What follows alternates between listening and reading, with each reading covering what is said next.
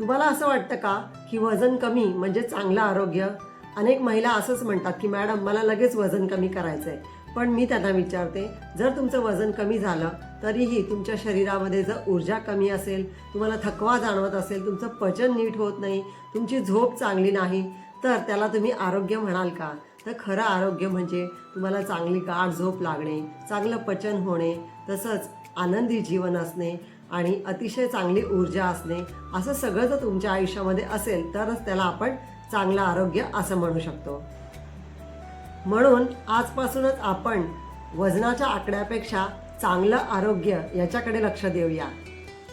आज 10 मिनिटं स्वतःसाठी वेळ काढा आणि एका वहीमध्ये 10 ओळी लिहून ठेवा की तुमच्यासाठी चांगलं आरोग्य म्हणजे काय.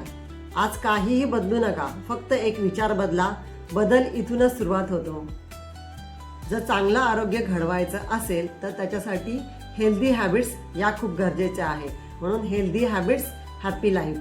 उद्या आपण बोलणार आहोत माझी स्वतःची कॉर्पोरेट टू हॉलिस्टिक हेल्थ जर्नीबद्दल.